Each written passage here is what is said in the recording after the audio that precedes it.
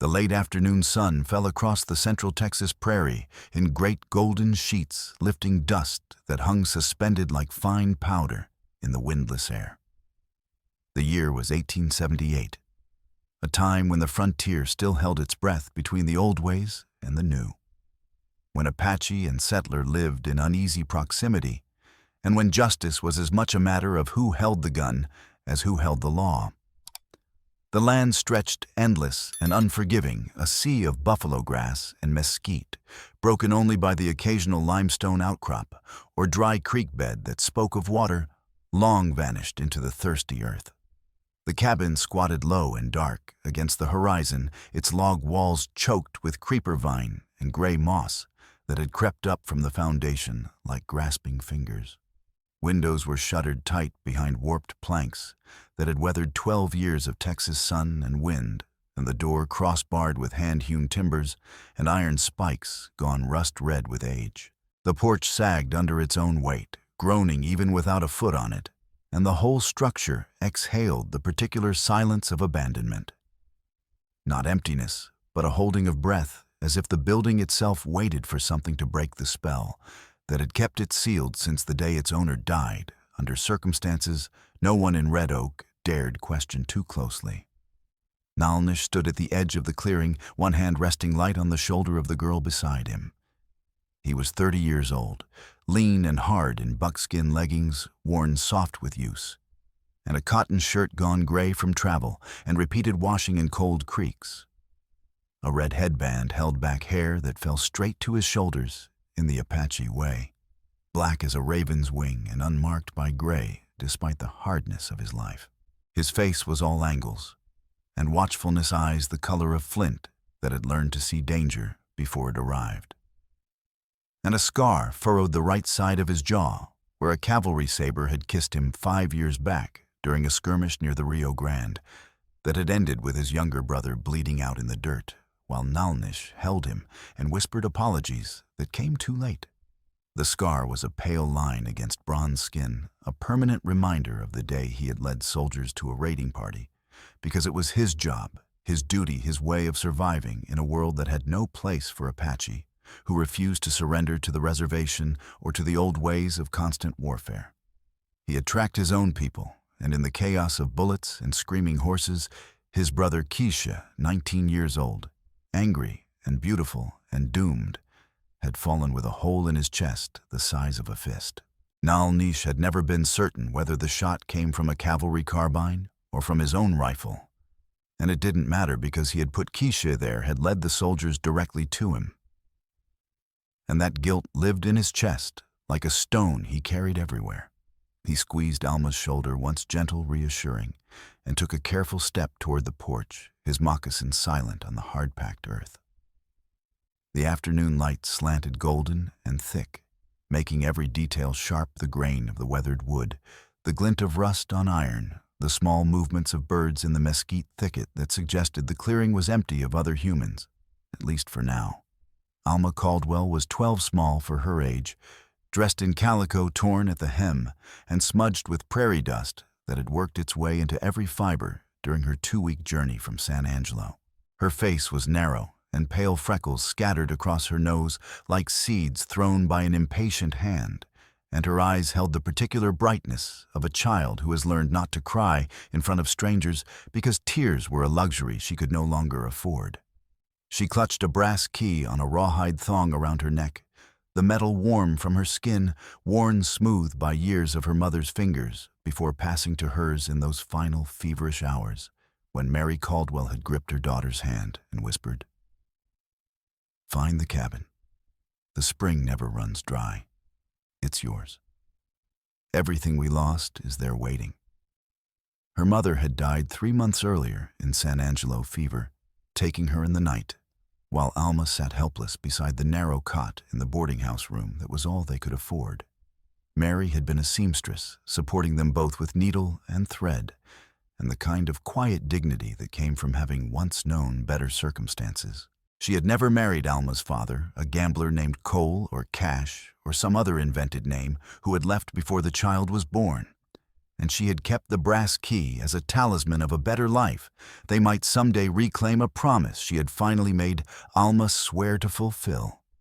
So Alma had walked and hitched rides and hidden under freight wagons for 2 weeks to reach this place, driven by a memory half-formed and a promise whispered on a deathbed. And when Nalnish had found her at Buffalo Crossing, shaking under a wagon and half-starved, he had seen in her fierce determination something of his own brother's stubborn refusal to accept defeat, and he had known he would help her, even if it meant trouble. The step groaned under Nalnish's weight, a long drawn-out sound like an old man's complaint. Dust sifted through the cracks between planks, golden motes dancing in the light, and somewhere inside the cabin, something small scurried across a floor, a mouse perhaps, or a pack rat making its nest in the ruins of human habitation. He tested the next board, distributing his weight carefully, listening to the wood speak its secrets. The Apache had taught him to read a trail by sound as much as sight, to understand the language of bent grass and broken twigs and the way wind moved through trees, and these boards told a story of rot and neglect, of a place left to die slowly under the Texas sun, while men with power ensured it stayed sealed. A rifle clicked behind them. The sound was small and metallic and unmistakable. A lever being drawn back with deliberate care, the kind of sound that meant someone was prepared to shoot and wanted them to know it. Nalnish went still, every muscle coiled like a spring wound tight, then moved not fast but deliberate, angling his body between the muzzle and the girl, his instincts placing her safety above his own, before thought could intervene. His right hand drifted toward his belt, where a Colt revolver rode in worn leather, the walnut grip shaped to his palm by years of use. But he didn't draw. Drawing meant escalation, and escalation with a child at his back was a losing proposition, no matter how fast he was. Easy. He called, voice low and carrying pitch to reach, without threatening the tone he had used 100 times when approaching nervous settlers or spooked horses. We're on the girl's ground. She's got a right to be here. Silence stretched like wire pulled taut. A mockingbird called from the mesquite thicket, 4 bright notes and a trill that seemed almost mocking in the tension, and the sound was startlingly loud against the held breath of the moment. Then brush rustled, and a woman stepped into the clearing, lowering the rifle as she came, but keeping both hands on it, finger still near the trigger, ready to bring it back up if needed. Victoria Hale was 23 tall and spare in a gray traveling dress that had seen better days, the hem stained dark from creek crossings and the sleeves pushed to her elbows against the heat. Her boots were men's work boots, scuffed and resoled, twice bought cheap at a shop that bought up old army gear in St. Louis before she'd taken the stage west in pursuit of purpose and escape from a city that had felt increasingly stifling. Her hair was pulled back in a simple braid, the color of dark honey, and her face was sun-touched, despite the bonnet she'd given up wearing after the first week on the prairie, when she'd realized that propriety mattered less out here than practicality. She had a teacher's hands, ink-stained capable nails trimmed short for writing on slates and turning pages, and a teacher's eyes sharp and assessing, trained to read the truth beneath a child's excuse or a parent's bluster. She had come to Red Oak 3 weeks earlier, hired by the county school board, to restart the school that had stood empty for 2 years after the last teacher, Miss Eleanor Pruitt, died of consumption, coughing blood into a handkerchief until the end. She stopped 10 paces away and studied them with careful attention, and the Apache warrior with the girl tucked behind his hip, both dusty and exhausted, neither armed beyond the single revolver. The girl's eyes were too bright, and the man's stance spoke of someone accustomed to violence, but not seeking it. She saw the scar on his jaw, the protective hand on the girl's shoulder, and made a decision. If it's hers. Victoria said, her voice clear and Eastern educated, but with a new edge of frontier pragmatism. Let's prove it.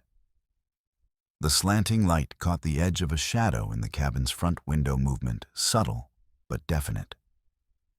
Nalnish saw it, and his hand tightened on Alma's shoulder, a silent warning.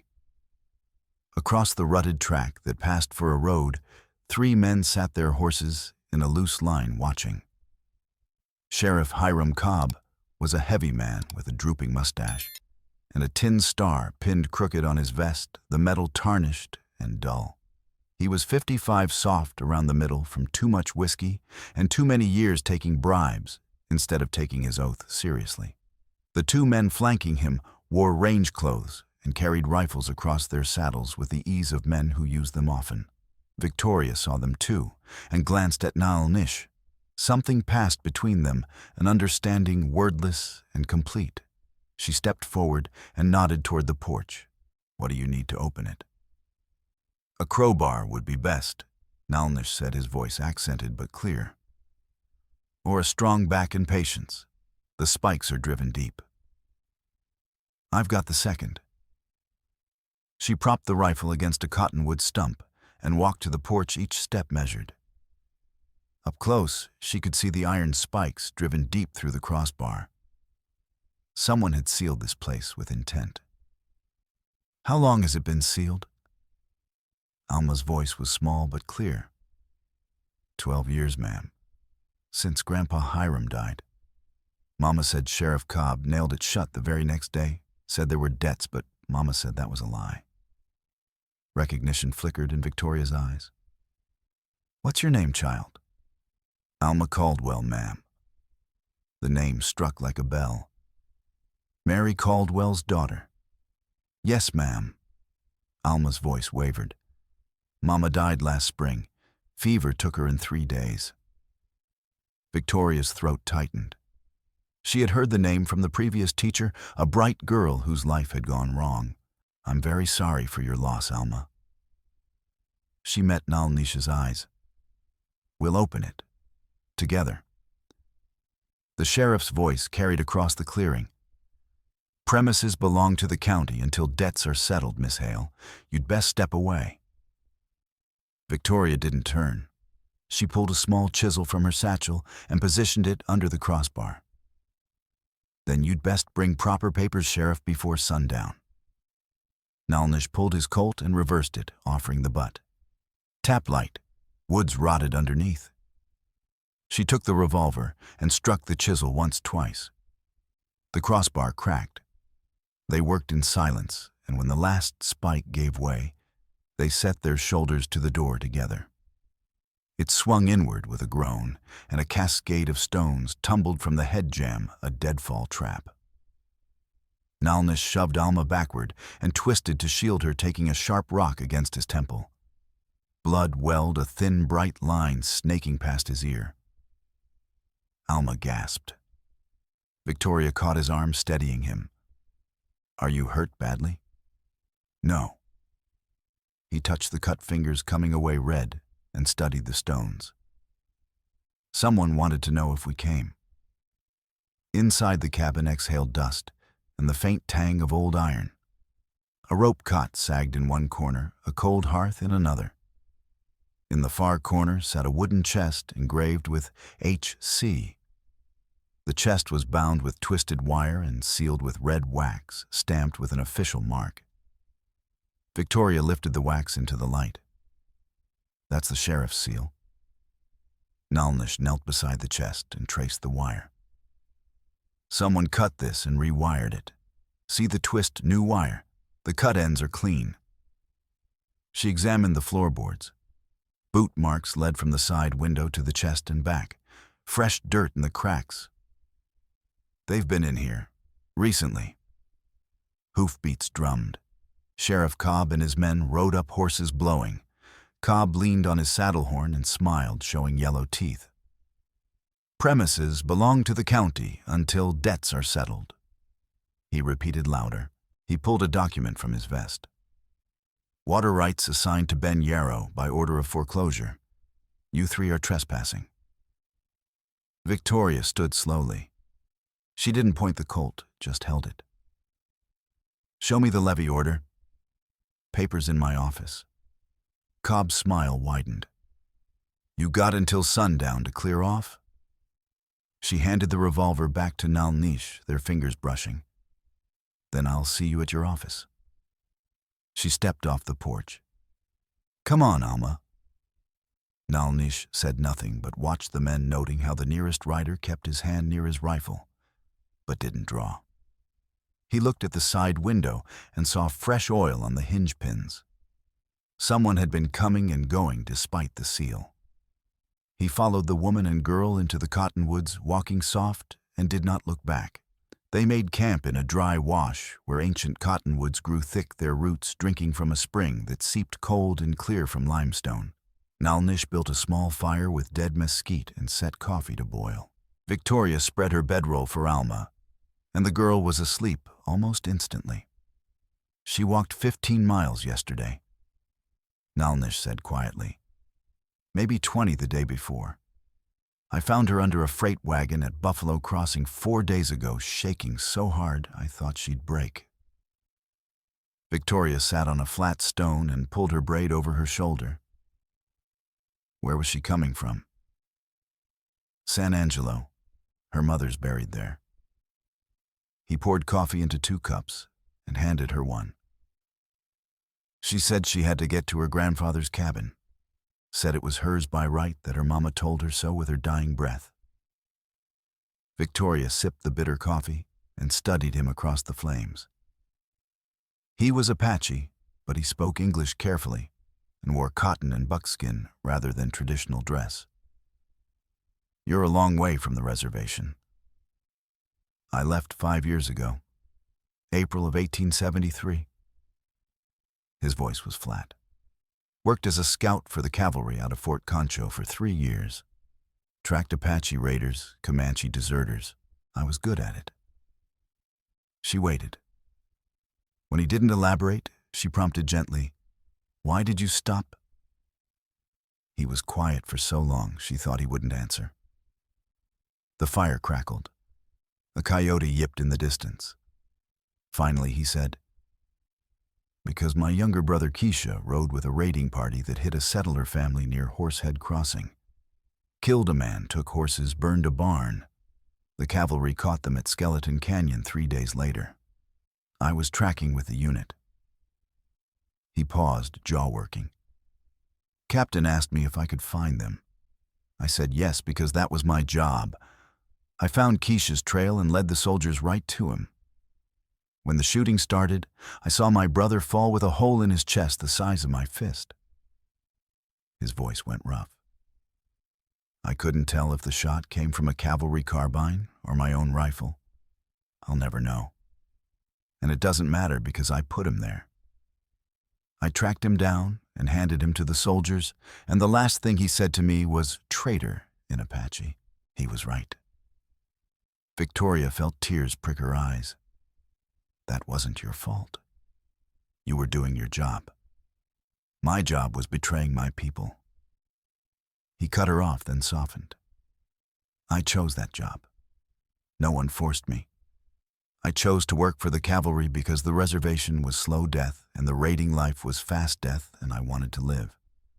So I lived, and my brother died, and I have to carry that. But I won't track for other men's wars anymore. I'm done." Understanding washed over Victoria.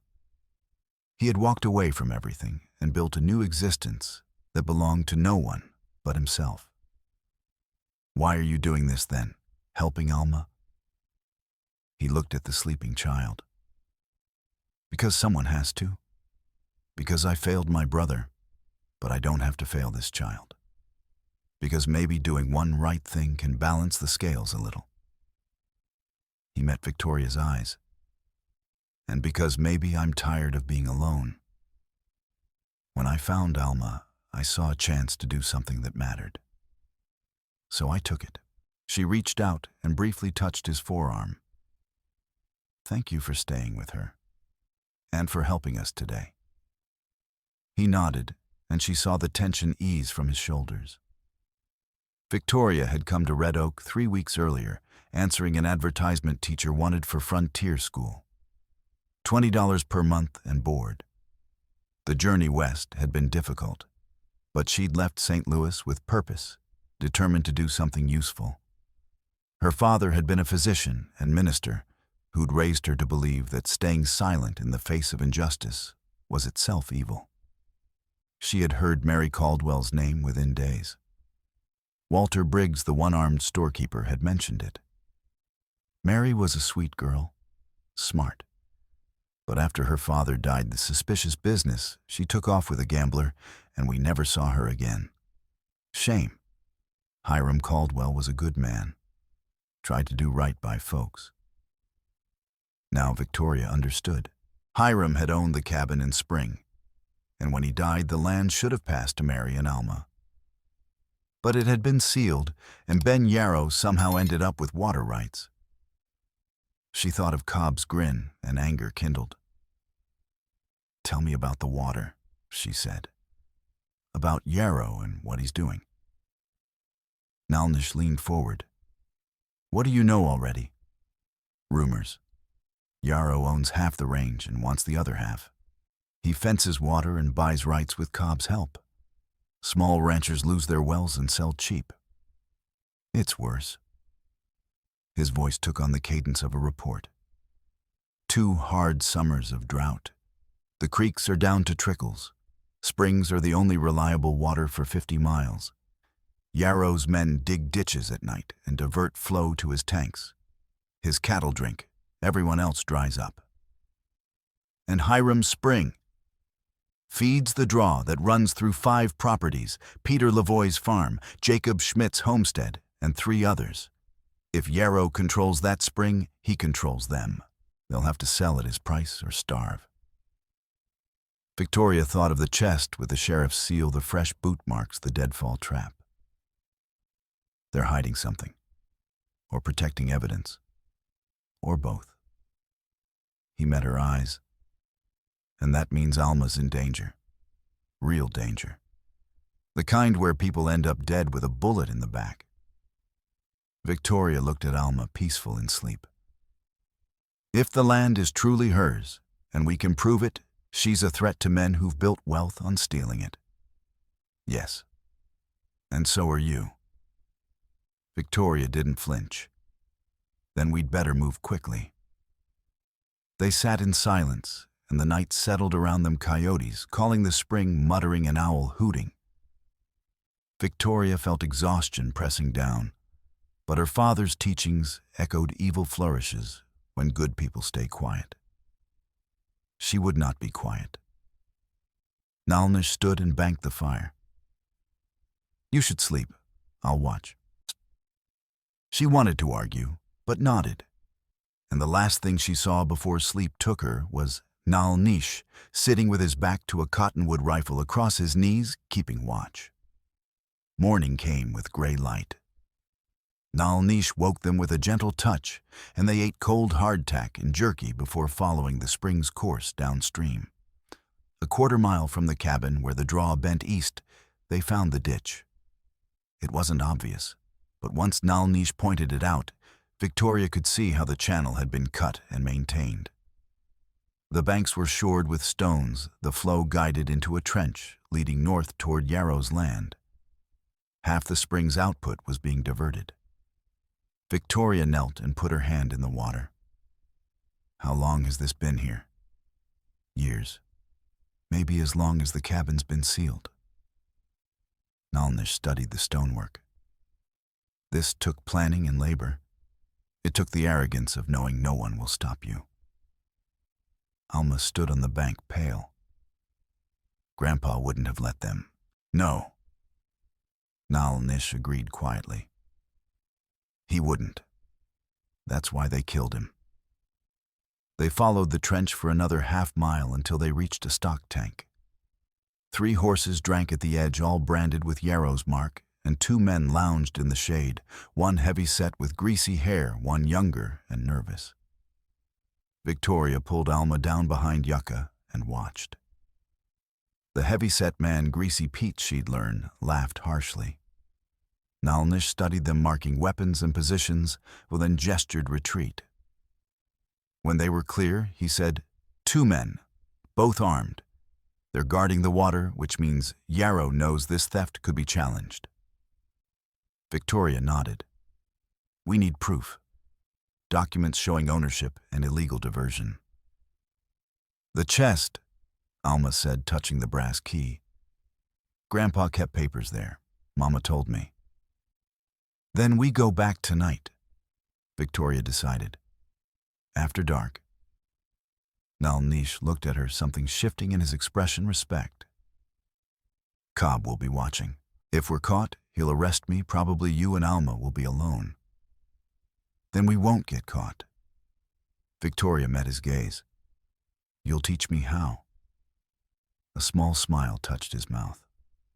All right, but we do it my way. Agreed. The hours until nightfall dragged. They rested deeper in the cottonwoods. Victoria talked with Alma, learning about Mary Caldwell, a seamstress who'd worked long hours, who'd kept the brass key as a talisman, who told stories about the cabin where beans climbed poles and the water was so cold it hurt your teeth. Mama said it was the safest she ever felt. Alma said softly. After Grandpa died and they made us leave, she never felt safe again. Victoria's heart ached. She pulled Alma close. If those papers prove the land is yours, you'll be safe again. I promise to try with everything I have. Alma looked up with old eyes. Can you keep that promise? Victoria thought of men with rifles, of Cobb's corruption and Yarrow's wealth. But she thought too of the law and of people who might stand up if given the chance. I can try, and I will try with everything I have. It seemed enough. Alma nodded and leaned against her. Nalnish spent the time checking weapons and teaching Victoria signals: 2 clicks for danger, 1 for advance, a dove-like whistle to regroup. He showed her how to move quietly, placing feet carefully, using shadow instead of speed. She was a quick study, and he revised his assessment. This woman was an asset. As the sun touched the horizon, they prepared. Nalnish checked his Colt and knife. Victoria watched him, and he looked up. Are you afraid? Terrified, she admitted. But I'm going anyway. He nodded. Courage wasn't the absence of fear.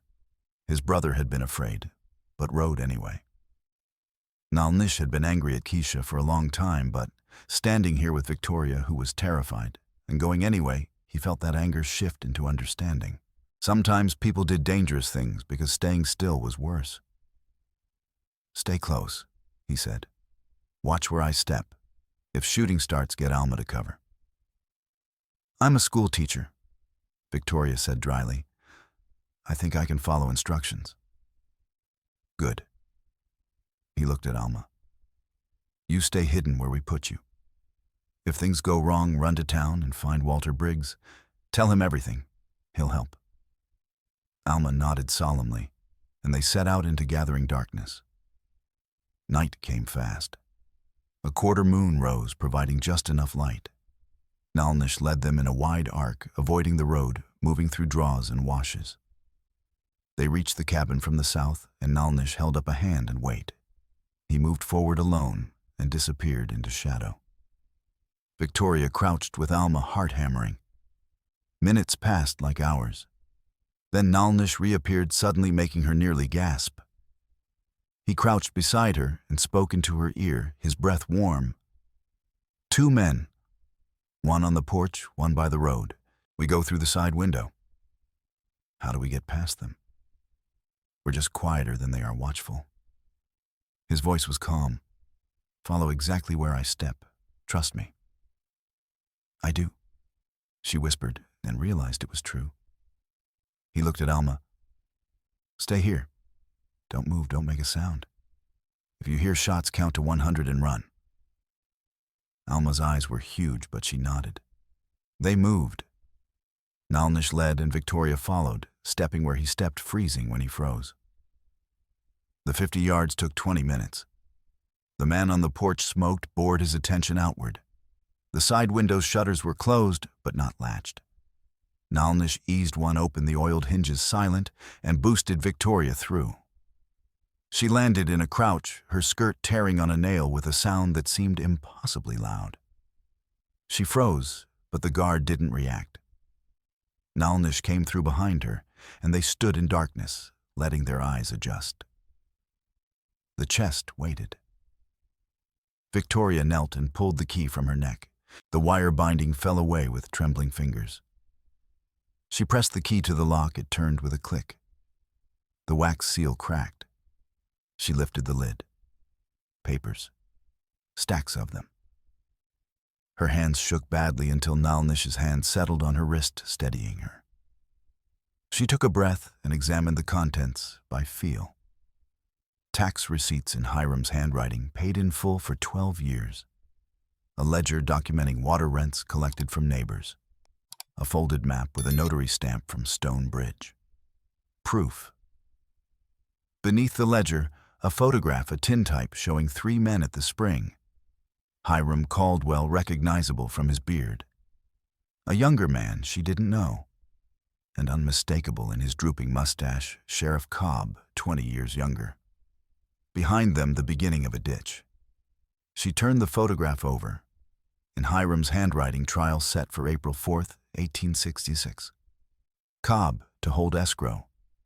12 years ago. The year Hiram died. Murder. Conspiracy. All documented here. She opened her mouth to speak. Bootsteps scraped the porch. Heavy, purposeful. A voice shouted, "Pete, get the ram. Someone's inside." Nalnish moved. He grabbed Victoria and shoved her toward the window, snatching the ledger and stuffing it under his shirt. "Go, now." The photograph. "I have it. Go." She grabbed the photograph and scrambled to the window as the door exploded inward. Dust plumes filled the cabin. Nalnish fired once into the ceiling, buying seconds. He grabbed her arm and hauled her through.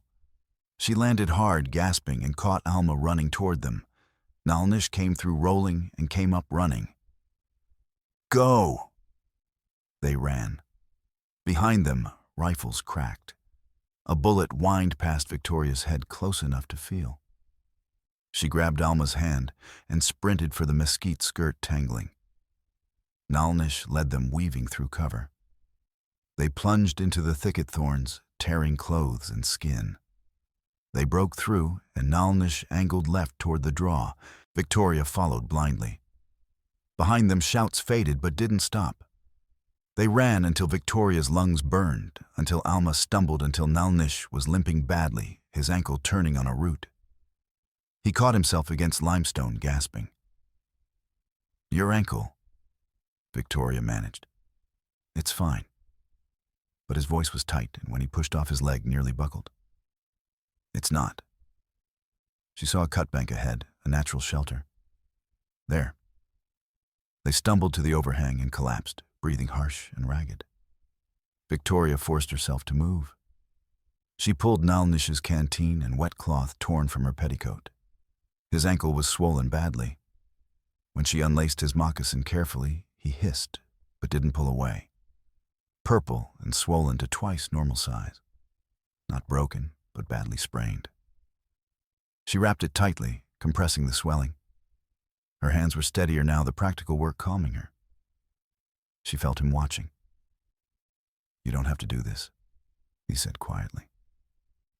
"Yes, I do." She held his gaze. "You went into that cabin for us, took the risk. The least I can do is wrap your ankle." "It's more than that." His voice was intense. "You could have run when I told you. You should have." "I don't abandon people," Victoria said fiercely. "Not children, not allies, not friends. We're in this together." Something passed between them, unspoken, but understood. His hand came up hesitant and touched her scratched cheek. "You're bleeding." "So are you." She reached up to touch the dried blood on his temple. They stayed like that, frozen in a moment that stretched, both caught between what was and what might be. Victoria felt her heart beating hard, felt the warmth of his hand and the answering warmth in her chest. Then Alma shifted, and the moment broke. Victoria turned to the girl, wrapping her in the coat. Nalnish moved to the cave mouth rifle across his knees despite his pain-keeping watch. Outside, the sounds of pursuit grew fainter and eventually faded. In the darkness, Victoria whispered, "Did you get the papers?" Nalnish pulled the ledger from his shirt and handed it to her with the map. She took them with shaking hands and pressed them to her chest. They had the proof. Now they just had to survive long enough to use it. Morning came gray and cold. Victoria woke stiff and aching. Nalnish sat at the cave mouth exactly as before, eyes tracking the landscape. She moved beside him. "Did you sleep at all?" "Some." A lie she suspected from the shadows under his eyes. She pulled the ledger and spread it in growing light. Tax receipts proving Hiram owned the land free and clear. Water rights notarized. Rental agreements showing the spring was shared equitably. And the photograph Cobb and Yarrow at the crime scene. But studying the photograph closely, she saw faint marks in the margin scratches, deliberate. She held it to light and saw carved with precision a single word, Red Horse. Nalnish, look. He leaned over and went very still. N, Red Horse. My mother's brother, Apache blacksmith and engineer. He worked this area before I was born, made water systems for settlers who treated him fairly. He swallowed hard. The stories said he was killed by rangers in 1867, but we never found a body. He's in this picture. Victoria turned it. Look, in the corner, a fourth man partially hidden, wearing buckskin, holding a hammer. Nalnish took the photograph with trembling hands. Yes, that's traditional dress. That's one of us. If the name is Red Horse? He couldn't finish. Then he was helping Hiram, Victoria completed. Building something? If Red Horse was involved, it wasn't simple. Nalnish's voice was distant. He knew engineering, real engineering. The teachers at Santa Fe trained him properly. He could read land like engineers read blueprints. So if Hiram was working with him, they were building something that would have stopped Yarrow's theft before it started. Victoria felt pieces clicking together. Something that would have shared water fairly made it impossible for anyone to control access without everyone knowing. That's why Hiram had to die. He had a solution that would have made Yarrow's strategy impossible. They stared at the photograph, understanding its weight. This was evidence of conspiracy across racial lines, of a vision destroyed, of possibility killed. We need to find out if there's more, Victoria said. If they had plans beyond this map, blueprints or specifications, it would make the case unassailable. The chest, Nalnish said slowly. When I felt the bottom, there was a seam, a false compartment. That's where truly valuable things would be hidden. They looked at each other. They'd have to go back. That's suicide, Victoria said. Probably. He managed a tired smile. But what else can we do? Victoria weighed risks. We can't go back immediately. But if we wait, Cobb will search thoroughly and destroy whatever's there. We have maybe 24 hours. Then we need help, Victoria decided. People willing to testify and provide cover. We go to Red Oak and find allies before doing anything else. That's risky. Everything's risky now. But doing nothing is riskiest of all. He held her gaze, then nodded. All right. We go to Red Oak, carefully. Agreed. She looked at Alma. Let's make sure this child gets her inheritance. They reached Red Oak mid-morning, moving slowly for Nalnish's ankle staying off the road. They paused in cottonwoods to watch. The street was quiet, but she saw tension men talking in tight clusters, glancing toward the sheriff's office. We need Doc Ames, Victoria said. He's educated, fair-minded, serves as registrar. If he verifies the notary stamp is genuine, that adds legal weight. Nalnish nodded. And we need witnesses. Farmers who've lost water. Peter Lavoie, his well ran dry and his crop failed. Jacob Schmidt, too. They settled Alma with instructions to hide, and then walked into town openly, Victoria, with her head high, Nalnish a half step behind, limping but upright. Eyes tracked them. She saw Greasy Pete straighten outside the saloon. She saw Greta Miller pause, sweeping to watch. She saw Walter Briggs through his store window, who looked up and gave the smallest nod. Doc Ames's clinic was at the end of the street. Victoria knocked, and the door opened immediately. Doc Ames's eyes widened at their condition. "By thunder," he muttered. "Get inside before Cobb sees." They stepped in quickly. The clinic smelled of carbolic and whiskey. "What happened?" Doc Ames demanded, already examining Nalnish's temple and Victoria's scratched face.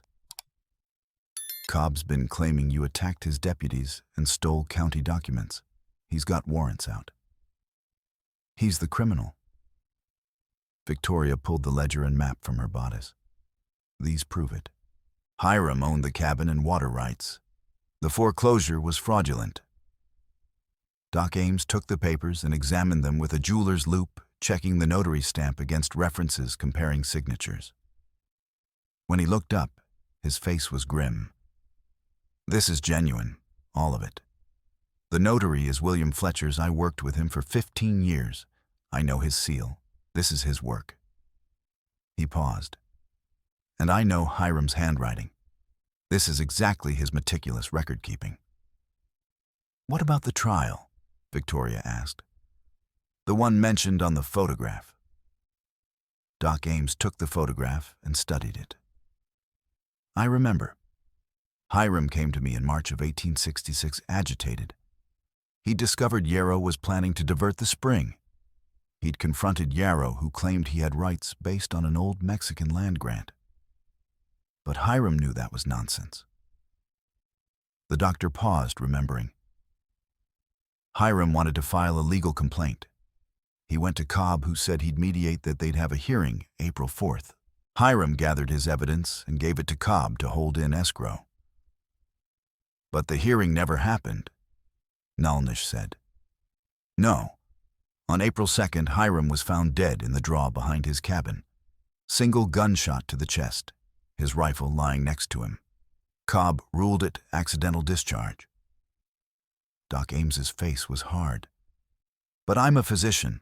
I've seen gunshot wounds for 30 years. That wound was wrong angle, wrong distance. It was murder." Victoria felt cold. "But you didn't say anything." "I tried to raise questions, but Cobb told me to mind my own business unless I wanted problems. And Shame colored his voice. "I let it go. I told myself I couldn't prove anything. I let Hiram's murder go unanswered because I was a coward." "You're not a coward now," Victoria said quietly. "Maybe." Doc Ames straightened. "This photograph changes everything.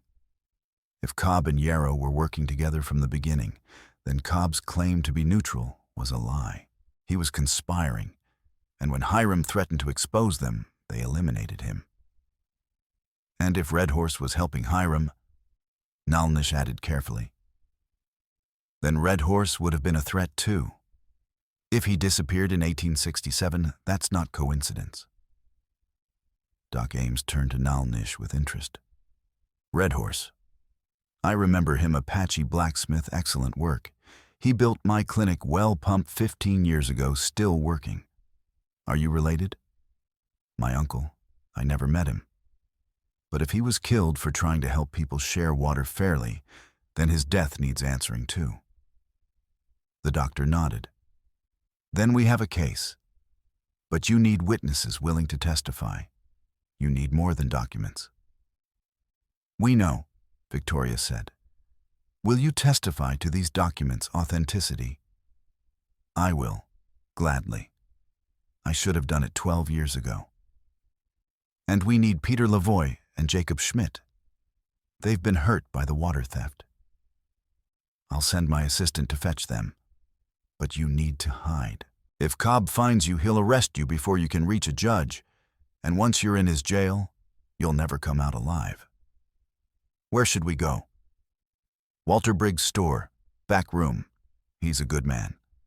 Go now quickly. They slipped out the back and made their way through alleys to Walter's store. He met them at the back door, unsurprised. Doc Ames sent word. You've stirred up a hornet's nest. Come on, back room. The back room was cramped and dim, filled with crates, but it felt safe. Victoria sank onto a crate, exhausted. Nalnish stood by the door, keeping watch, and Walter studied them both. Tell me what you found, Walter said. Victoria did spreading documents and explaining everything. Walter listened, his face growing harder. I knew Hiram, he said when she finished.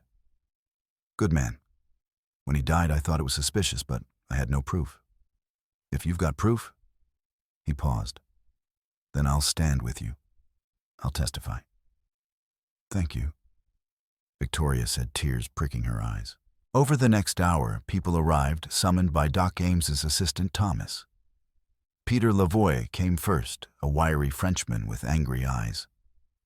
Jacob Schmidt followed, tall and sunburned. Then Samuel Ortiz, a vaquero wearing Yarrow's brand, but with conscience in his eyes. They gathered in the cramped room, and Victoria showed them the documents. Peter Lavoie spoke first, his English accented, but passionate. My crop failed last summer. 10 acres of corn lost. We nearly starved.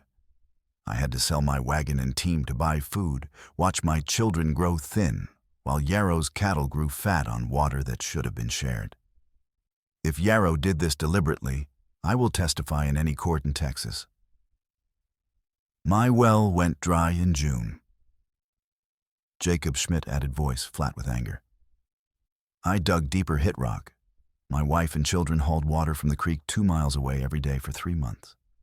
If Yarrow caused that, I want justice. Samuel Ortiz was quiet and then spoke with dignity. I work for Senor Yarrow. I have for 5 years. But I am not blind. I see the ditches his men dig at night. I see the water flowing to his tanks while the creek runs dry. This is not right. This is theft. He pulled a tin badge from his vest, Yarrow's brand, and set it on the barrel. I am done with him. I will testify to what I have seen. Victoria felt hope kindle. She looked around at these men farmers, veterans ranch hands brought together by shared grievance. Will you testify, all of you? Yes, they said in near unison. Then we have a chance, Victoria said, fear easing slightly. But we still need one more thing, whatever's in the false bottom of that chest. The plans Hiram and Red Horse were working on. Without that, we can prove theft, but not motive for murder. And without proving murder, Cobb walks away. Then we go back, Nalnish said quietly. Everyone looked at him. Tonight, we get those plans, then take everything to the county seat. Walter Briggs spoke up, voice rough. I'll come with you. I may only have one arm, but I can still shoot. Count me in. And I, said Greta Miller, who had slipped in during the talking. I am too old to be afraid of bullies. I will come. Victoria looked at these unlikely allies and felt the weight of responsibility mix with the strength of solidarity. All right. Tonight we go back. We get those plans. Then we ride for the county seat and don't stop until we're before a judge. Nalnish met her eyes. Together. Together, she agreed. They rested through the afternoon then, as dusk fell, prepared to move. The plan was refined after much discussion. Nalnish would approach the cabin openly, making himself a visible target, drawing both sentries to the front with noise and challenge. While they focused on him, Victoria would slip through the side window alone this time, without Nalnish to help her through, making it harder and more dangerous. She would have to pull herself up, using the framework, the false bottom of the chest, in near total darkness, and escape the same way. Walter Briggs and Peter Lavoie would provide covering fire from positions in the mesquite if the situation deteriorated. It was a terrible plan, but none of them could think of a better one. They reached the thicket at full dark, the moon a thin crescent that gave almost no light. Nalnish checked his Colt methodically, spinning the cylinder to verify each round was properly seated, then looked at Victoria. In the darkness, his face was all shadow and angles, but she saw the concern in his eyes. "If this goes wrong," he started. "It won't," she interrupted, trying to sound more confident than she felt. "But if it does, if you hear shots or shouting, you take Alma and you run. Don't wait for me. Don't try to help. Just run and get to the county seat. Promise me." She wanted to argue, wanted to say she wouldn't leave him. But the look in his eyes stopped her. This was his expertise earned through years of survival, and she would respect it even if it tore at her heart. "I promise." He squeezed her hand once hard, and for a moment they stood connected in the darkness, drawing strength from each other. Then he released her and stepped out into the clearing, walking openly toward the cabin, with the kind of deliberate visibility that made Victoria's throat tight with fear for him. She counted to 30, her heart hammering so hard she could feel it in her throat, in her ears, in her fingertips.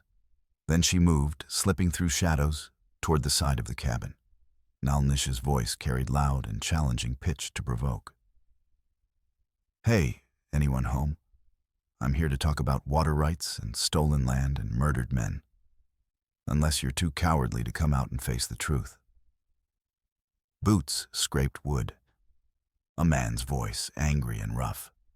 "The hell you want, Indian? You got some nerve coming back here." "I want to talk to whoever's guarding a crime scene." Nalnish called back, his tone deliberately insulting. "I want to know how much Yarrow pays you to help cover up murder.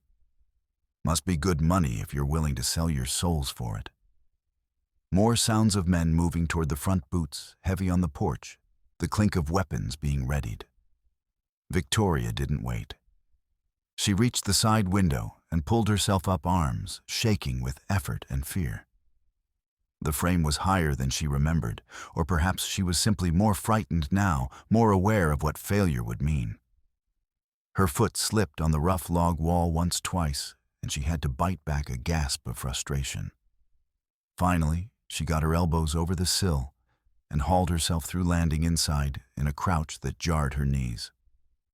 The cabin was darker than before, the thin moon providing almost no light through the cracks in the shutters. She had to feel her way to the chest, hands outstretched, moving slowly to avoid knocking into furniture or stepping on something that would make noise. Every second felt like an hour. Her breath sounded impossibly loud in her own ears. Outside, Nalnish's voice continued goading. "You boys work for Yarrow, right? Tell me, did you know he murdered Hiram Caldwell? Did you help dig his grave? Or did you just help steal his water?" A scuffle of boots, angry muttering. One guard shouted back, voice rising, "You got a smart mouth on you, Scout. Maybe we should shut it permanent-like." "You're welcome to try," Nalnish replied. And Victoria heard the edge in his voice, the controlled tension of a man ready to fight or run on an instant's notice. She reached the chest and knelt beside it, feeling along the interior with trembling fingers. Nalnish had said there was a seam, a catch, but in the darkness she couldn't find it.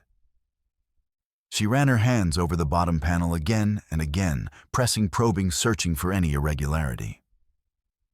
Nothing. Panic began to rise in her throat. What if he'd been wrong? What if there was no false bottom? What if they were risking everything for nothing? Outside, the voices were getting louder, closer. She could hear boots on gravel movement around the cabin. They were surrounding it. She had perhaps a minute, maybe less. She forced herself to slow down, to breathe, to think methodically. The chest was maybe 3 feet wide and 2 feet deep. If there was a hidden compartment, it would be carefully concealed, but it would have to open somehow. There would be a mechanism, a trigger. She felt along the corners where the bottom met the sides, pressing each joint carefully. There, her fingernail caught on something. A tiny depression, barely noticeable, in the front right corner. She pressed it and heard a soft click. Her heart leaped. She felt the seam now running along 3 sides of the bottom panel. She worked her fingers into the gap and lifted. The panel came up slowly, hinges, hidden and silent. Beneath it, wrapped in oilcloth, were 2 items, a rolled sheet of thick paper tied with twine and a small leather-bound journal. She grabbed both her hands, shaking so badly she nearly dropped them. She stuffed them inside her bodice, alongside the other documents, the paper crinkling against her skin, and lowered the false bottom back into place. The click, as it settled, seemed loud as a gunshot. She turned toward the window and froze. A silhouette blocked the opening. Greasy Pete stood there, rifle in his hands, the barrel pointing directly at her chest. She could see the gleam of his eyes in the darkness, could smell the whiskey on his breath, even from across the room. Well? Pete said, his voice thick with satisfaction and something uglier. Looks like we caught ourselves a thief. And a pretty one at that.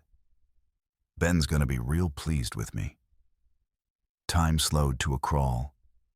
Victoria's mind raced through options and discarded them all. She was trapped unarmed, and Pete had the advantage of position and weaponry. If she screamed, Nalnish would come running and likely get shot. If she tried to rush Pete, he'd shoot her before she crossed half the room. She was going to die here in this dusty cabin, and Alma would be left alone, and the evidence would disappear, and Cobb and Yarrow would win. Pete climbed through the window with slow deliberation, keeping the rifle trained on her. Don't move. Don't even twitch. You so much as breathe wrong, and I'll put a hole in you big enough to... A shot cracked from outside, not from the front of the cabin, but from the mesquite thicket to the side. Walter Briggs, from his covering position. The bullet took Pete in the left shoulder, spinning him around and making him drop the rifle with a howl of pain and surprise. He clutched his shoulder, blood welling between his fingers, his face contorted with shock and rage. Victoria didn't think. She lunged for the window, adrenaline lending her strength and speed she didn't know she possessed. Pete grabbed at her skirt with his good hand, nearly catching her fingers brushing the fabric, and she kicked back blindly. Her heel connected with something soft, his face, his chest, she didn't know, and he grunted and let go. She threw herself through the window and landed hard on the ground outside the impact, driving the air from her lungs. For a terrible moment, she couldn't breathe, couldn't move, and she thought Pete would come through after her and finish what he'd started. But then hands grabbed her, not Pete's rough hands, but smaller, stronger ones, and pulled her to her feet. Greta Miller materialized from the shadows like a stout guardian angel, her face set with grim determination. "Run, child," she hissed. "I've got your back. Go!" Victoria ran, clutching the precious documents inside her bodice, her breath coming in ragged sobs. She heard shouts behind her, more shots, Walter covering their retreat, and then she was crashing through the mesquite thorns, tearing at her already ruined dress branches, whipping her face. Strong hands caught her before she stumbled, Nalnish whole and upright, his face tight with concern. "You got it?" he asked urgently. She nodded, not trusting her voice, and pulled the oilcloth-wrapped bundle and journal from her bodice with shaking hands. He took them, tucked them safely inside his shirt, and grabbed her hand. "Come on, we have to move. Now." Behind them, the cabin erupted in chaos, men shouting, boots pounding, Greasy Pete's voice, screaming curses and orders. But they were already gone, melting into the darkness, with Walter and Greta covering their rear, and by the time Cobb's men organized a proper search, they were 2 miles away and moving fast toward the creek where Alma waited hidden and safe. They reached the creek and found Alma exactly where they'd left her, pressed against the cut-bank, eyes huge in her pale face. She launched herself at Victoria, who caught her and held tight, both of them shaking with reaction and relief. Nalnish stood watch while they caught their breath, and Walter and Greta arrived moments later, breathing hard but grinning. "That was close," Walter said, reloading his rifle with practiced efficiency despite his missing arm. "Closer than I'd like. But we got what we came for." "We did."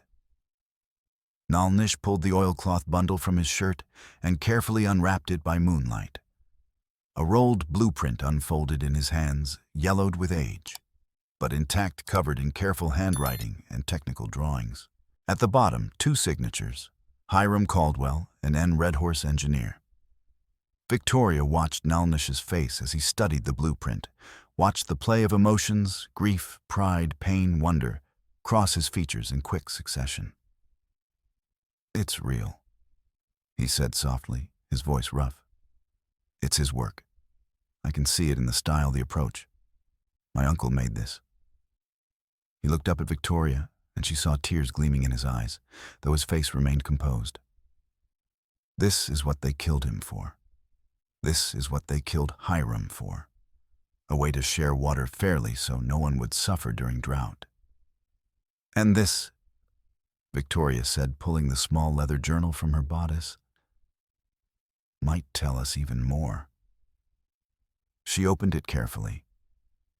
The pages were brittle with age, covered in Hiram's blocky handwriting, and she had to hold it close to her face to read in the dim moonlight. Most entries were mundane notes about weather crop yields, repairs needed on the cabin. But as she flipped toward the back, the tone changed, became urgent, frightened. March 15th, 1866. Caught Yarrow's men digging at the spring again. Confronted Ben directly. He claims old Mexican Grant gives him rights, but I know that's false. The land was surveyed proper after annexation. I will fight this legally. March 20th, 1866. Met with Sheriff Cobb. He says he'll mediate hold documents in escrow until hearing April 4th. I don't trust him, something in his eyes when he talks about Ben, but what choice do I have? The law is all we have between civilization and chaos. March 28th, 1866. Redhorse says the system is nearly complete in design. If we can build it, no one will control the water. It will flow fair to all. This is our legacy mine and his cooperation between White and Apache. Ben won't like it, but he can't stop us if we have the law on our side. April 1st, 1866. I'm frightened. Cobb came by today, asking questions about Redhorse, about the design, about what I plan to show the judge. His manner was wrong, too friendly, too interested. I told my gardener Miguel about my fears. If something happens to me, Miguel knows the truth. I've hidden the real plans where Cobb won't find them. The papers I gave him are decoys, true enough to be useful, but not everything. April 2nd, 1866. Cobb wants to meet at the draw this morning to discuss terms before the hearing. I don't want to go, but refusing would seem suspicious. If you're reading this and I'm gone, know that I died trying to do right. Tell Mary I love her. Tell her the land is hers and the spring belongs to the people, not to powerful men who would steal it. And tell Redhorse his work mattered. Tell him. The entry ended there, mid-sentence, the pen trailing off as if Hiram had been interrupted or had run out of time. The next page was blank. There were no more entries. Victoria's throat tightened. She looked up at Nalnish and saw the same understanding in his face. He knew, she said softly. He knew they were going to kill him, and he wrote it down. He left us a message. He mentioned Miguel. Nalnish said, his mind already working. His gardener, someone who knew the truth. If we can find him, Then we have an eyewitness. Victoria finished. She felt hope and dread warring in her chest. But that was 12 years ago. Miguel could be anywhere. He could be dead. Or he could be alive and too frightened to come forward. Walter said. If Cobb threatened him, and Miguel knew what happened to Hiram, he'd have every reason to run and stay hidden. But if we can find him, Victoria said slowly, her teacher's mind organizing the problem. If we can convince him to testify, we'd have everything we need. Documentary evidence, blueprints showing motive, and an eyewitness to murder. We have to try, Nalnish said. His jaw was set with determination. But Victoria saw something else in his eyes now, a personal stake that went beyond helping Alma, beyond fighting injustice. This was about his uncle's legacy, about honoring a man who had tried to build something good, had died for it, just as Nalnish's brother had died. This was about completing what had been left unfinished, about making the deaths mean something. She reached out and took his hand. Then we try. Tomorrow we start asking questions. Someone in Red Oak must remember Miguel, must know where he went. Doc Ames might know, Greta suggested. He was here back then. He might remember Miguel's family, where they lived. And if Miguel ran, Nalnish added, his scout's instincts engaging, he probably went south toward Mexico or the border towns where Spanish speakers could disappear into the population. It's what I would have done. Victoria nodded, already planning. First thing tomorrow, we talk to Doc Ames. We find out everything we can about Miguel Santos. That was his name, I think, from the journal. Then we track him down, and we convince him to come back and tell the truth. She looked around at their small group. Nalnish, with his injured ankle and his fierce determination, Alma clutching her brass key like a lifeline, Walter with his missing arm and his steady courage, Greta with her stout frame and her stubborn refusal to be cowed by bullies. An unlikely group of allies, bound together by shared purpose and the simple belief that right should triumph over might. We're going to win this, she said. And this time, when she spoke the words, she believed them. We're going to bring them down, all of them, and we're going to make sure Hiram's death and your uncle's death weren't for nothing. Nalnish squeezed her hand, once hard, and nodded. In the darkness, with danger behind them and more danger ahead, they had found something precious, not just evidence or allies, but purpose. And purpose, Victoria was learning, was the most powerful weapon of all. They reached Stone Bridge 2 days later, riding hard, stopping only briefly to rest the horses and grab a few hours of sleep. But before presenting their case to Judge Crane, they had one more crucial task: finding Miguel Santos. Doc Ames had remembered the name when they'd showed him the journal entry. Miguel Santos, yes. Quiet man, Mexican, worked odd jobs around town. He had a small house on the south edge of Red Oak, lived there with his wife and 2 sons. But after Hiram died, Miguel disappeared overnight. Took his whole family and left everything behind, furniture, tools, everything. People said it was strange, but no one looked into it. Figured he got scared when Hiram was killed, thought he might be next. Do you know where he went?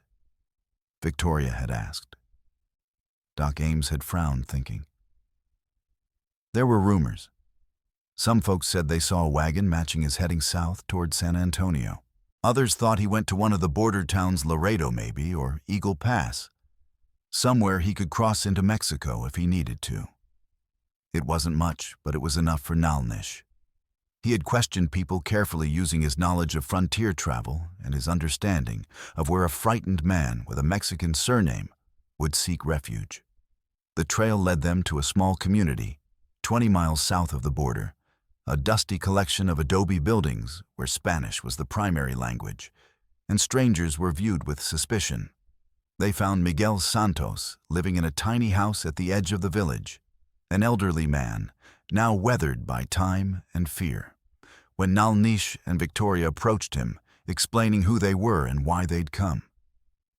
Miguel had gone pale and backed away, shaking his head. No. No, I cannot. I have family here, grandchildren. If I speak, Cobb will kill them like he promised to kill my sons. I cannot risk it. But Victoria had shown him the journal had read him.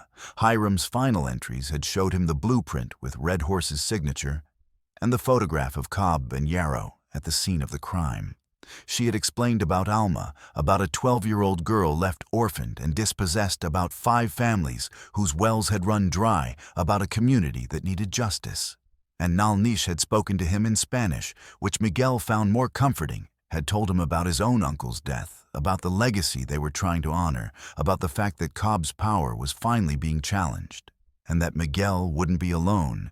If he testified, he'd have Victoria and Nalnish and Doc Ames and Walter and all the farmers who'd been hurt standing with him. It had taken hours of patient persuasion, of showing Miguel the documents over and over, of explaining that the only way to keep his family truly safe was to ensure Cobb went to prison where he couldn't hurt anyone ever again. Finally, Miguel had agreed, his hands shaking, but his voice growing steadier as he made the decision to stop running, to face his fear, to tell the truth that had haunted him for 12 years. Now they sat in the Stonebridge courthouse, Miguel Santos beside them, and Victoria felt the weight of everything they'd fought for balanced on this moment. Judge Abel Crane entered, a lean, weathered man with a reputation for fairness. He took his seat and banged his gavel. This is an emergency hearing in the matter of the Caldwell estate and alleged water theft. Miss Hale, present your evidence. Victoria stood, and despite her fear, her voice was steady as she began. She laid out the documents, tax receipts, the ledger, the map with its notary stamp. She presented the photograph showing Cobb and Yarrow at the spring. Read Hiram's note about the trial that never happened. The courtroom was packed, people standing in the back, and she felt their attention like a physical weight. Hiram Caldwell was murdered before that trial could take place, she said clearly.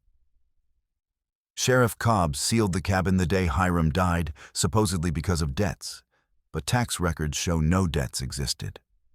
The cabin was sealed to hide evidence of conspiracy between Cobb and Yarrow to steal water rights and defraud the Caldwell estate.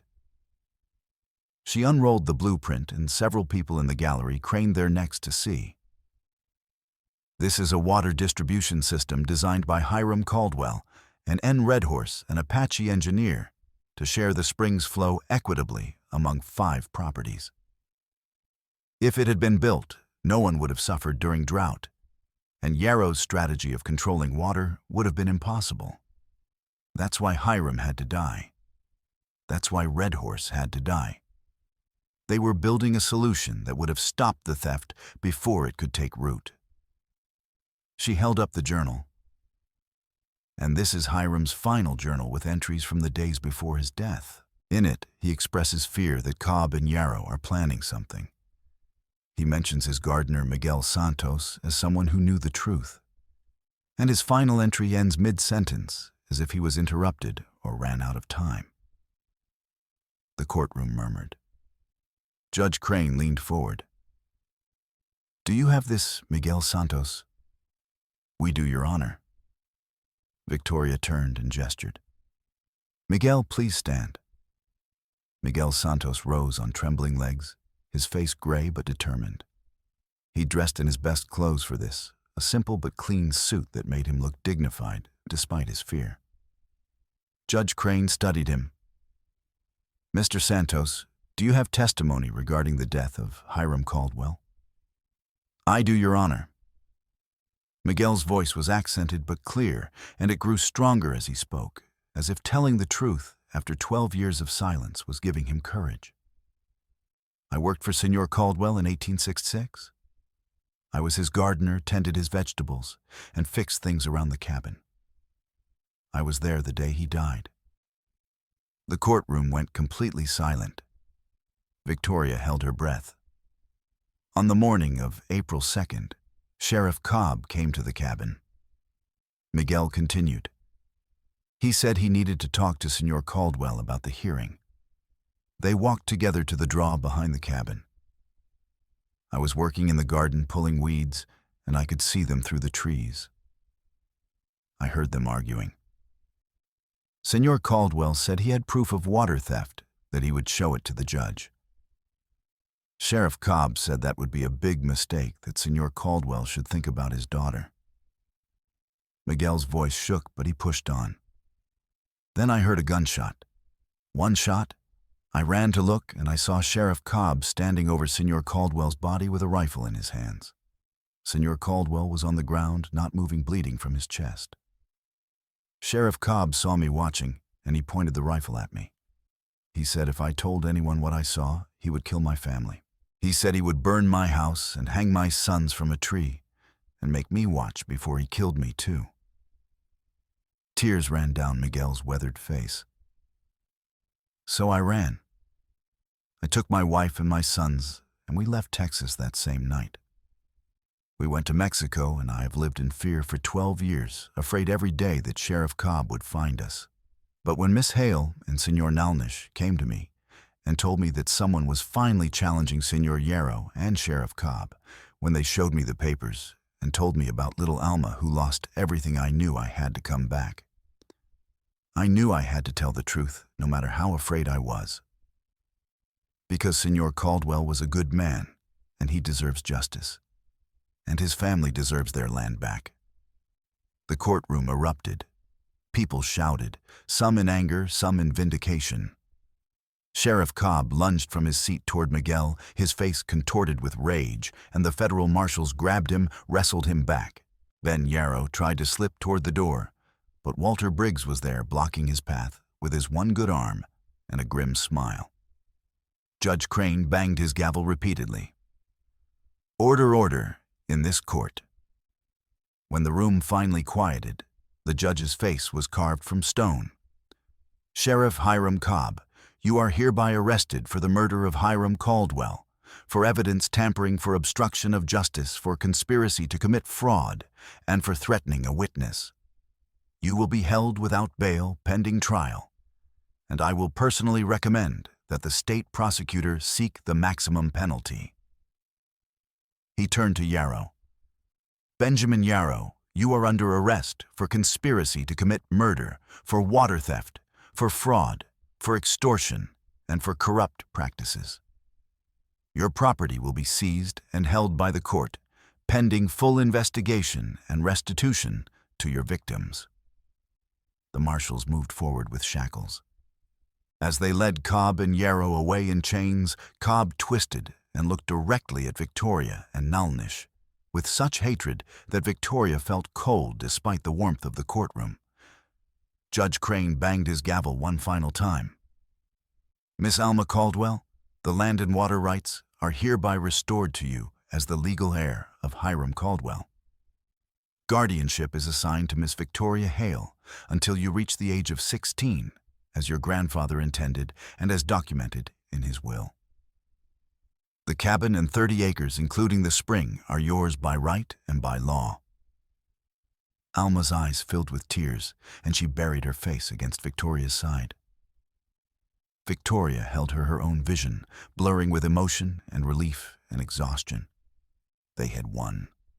Against impossible odds, against powerful men, against a system designed to protect wealth and power, they had won.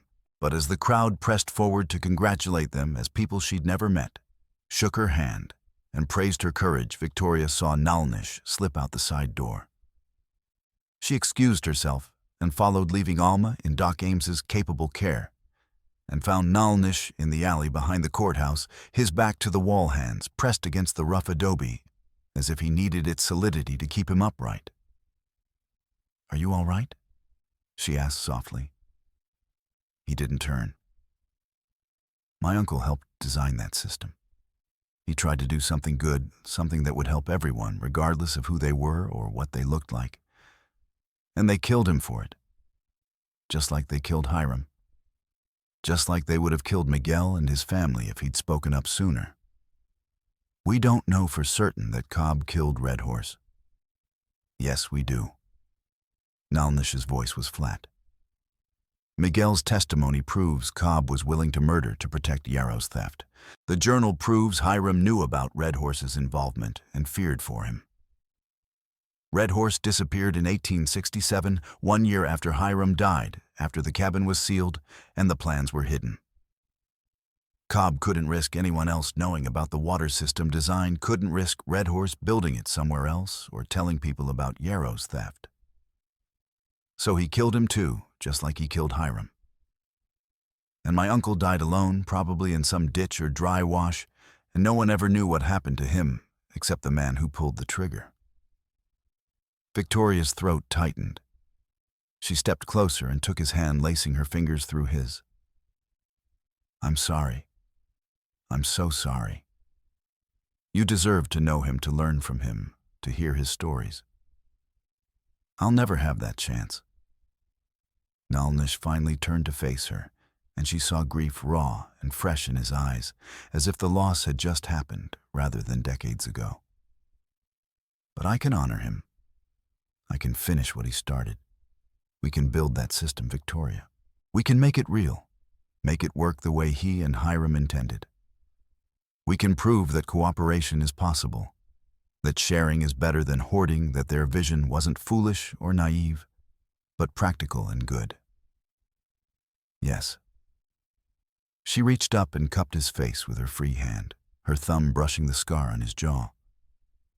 "We can, and we will. Together." He pulled her close, wrapping his arms around her, and she felt him shaking.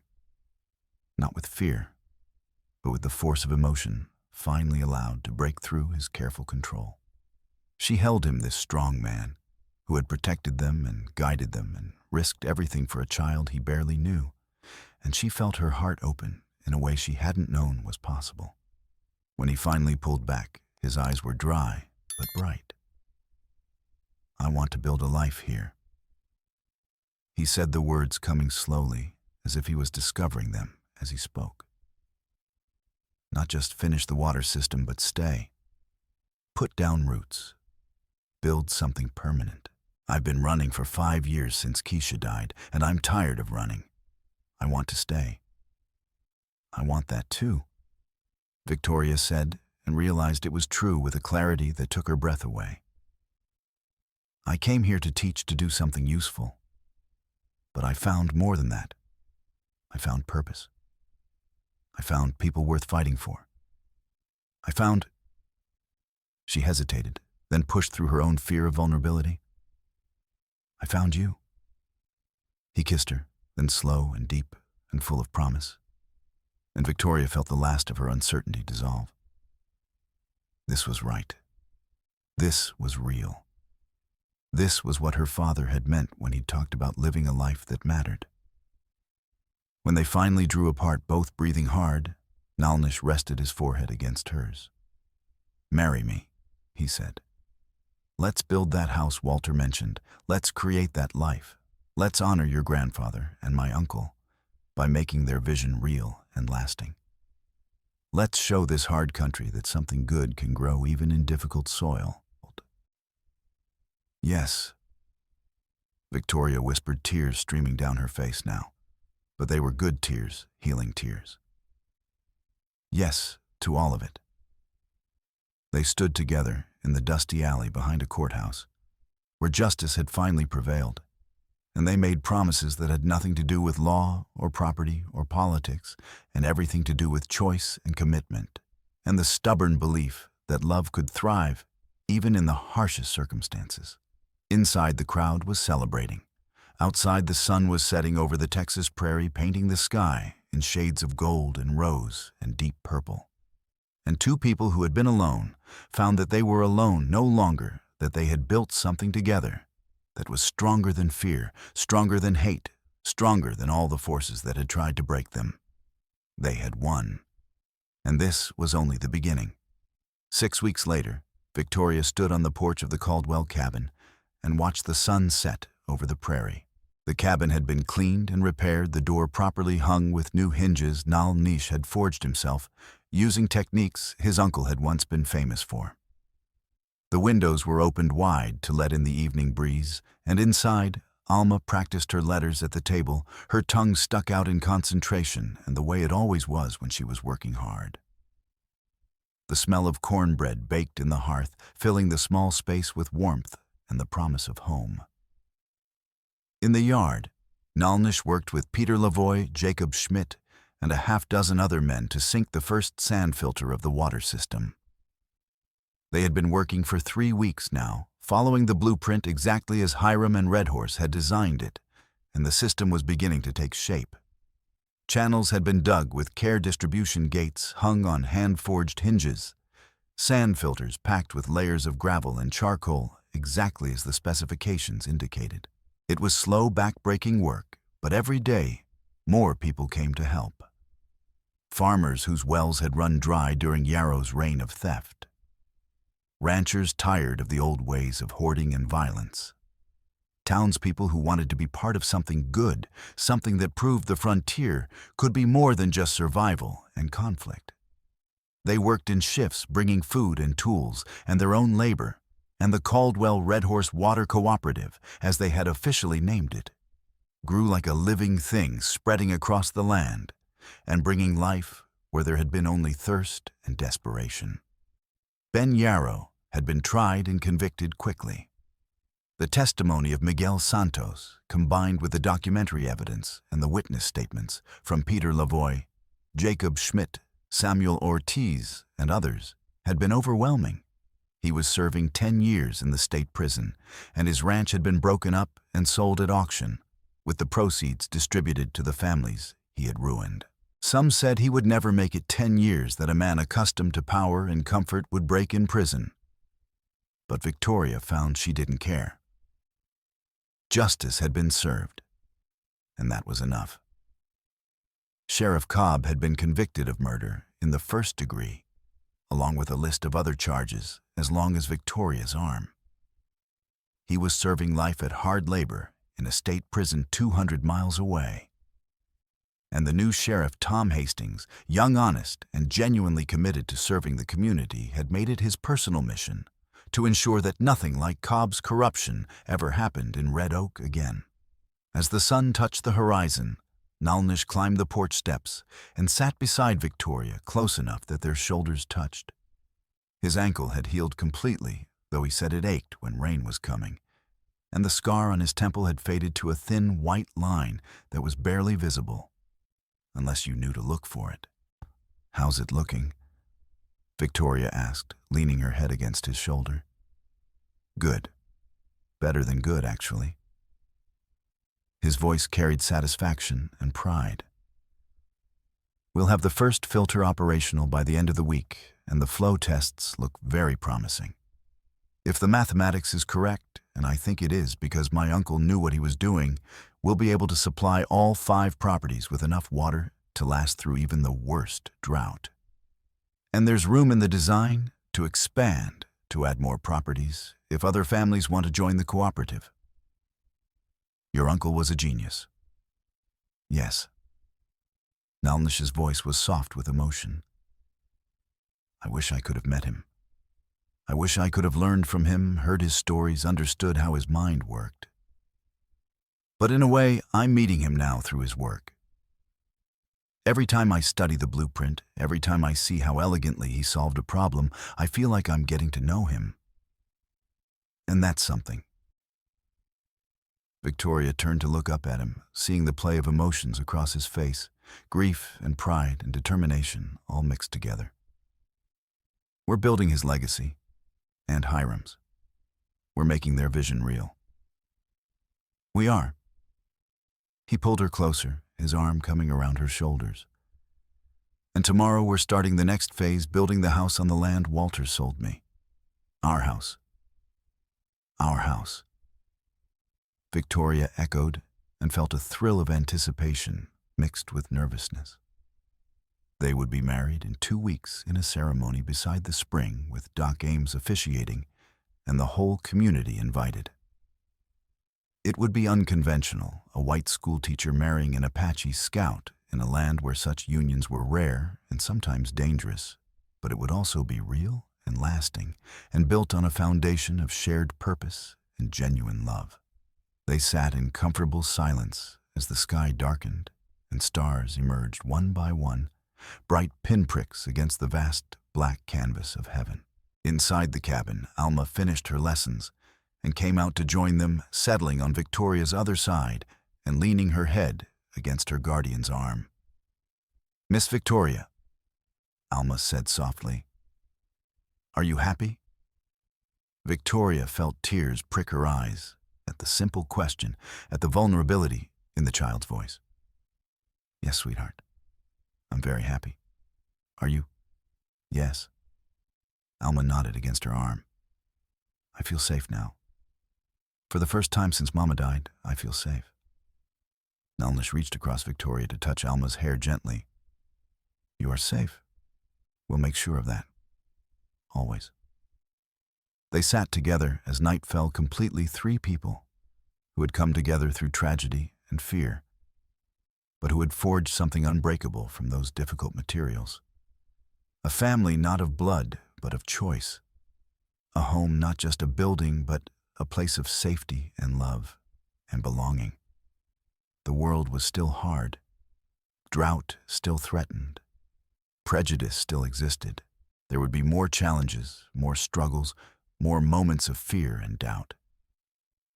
But in this one small corner of Texas, something good had taken root and was growing, fed by the water that now flowed freely and fairly to all who needed it.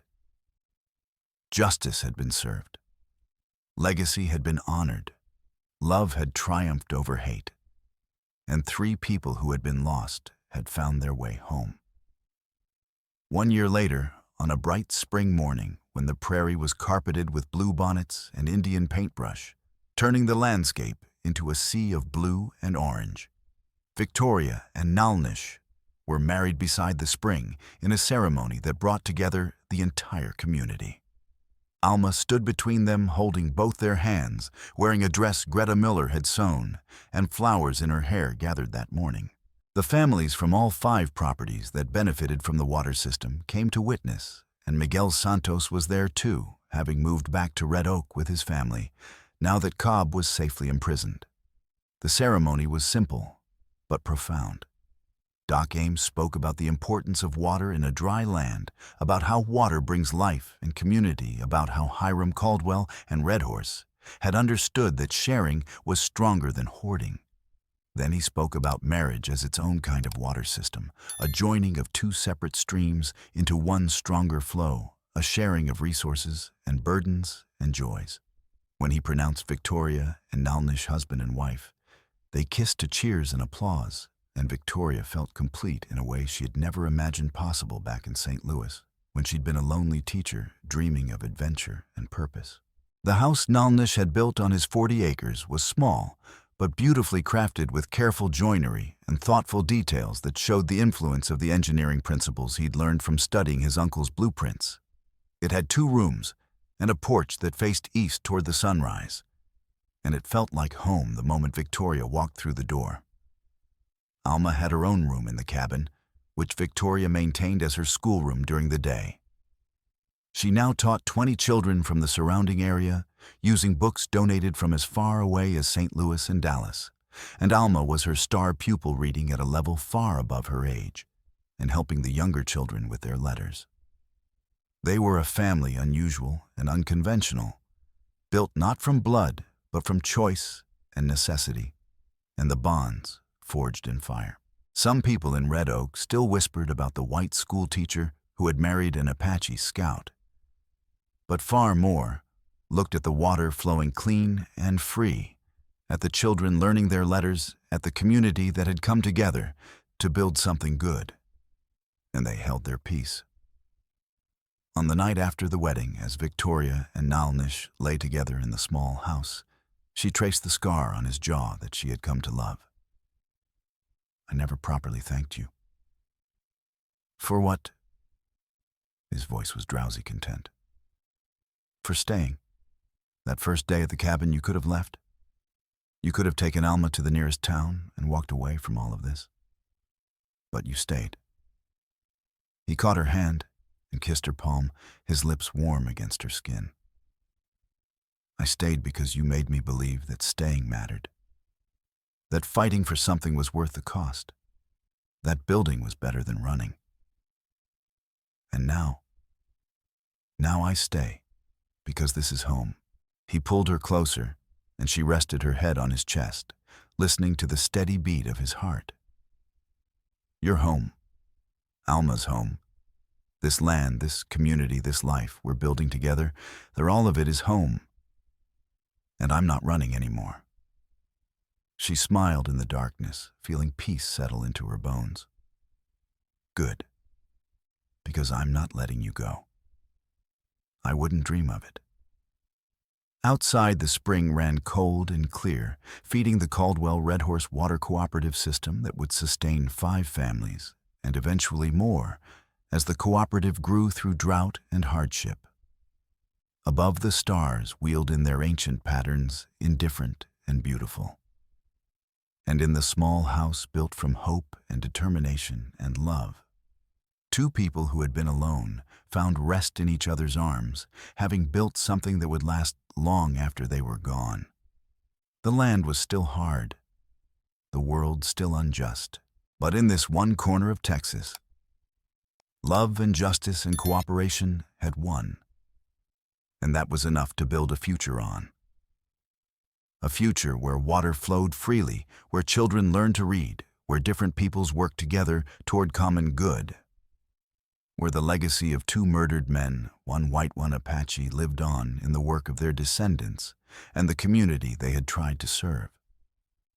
Hiram Caldwell and N. Redhorse had died for their vision. But their vision had not died with them.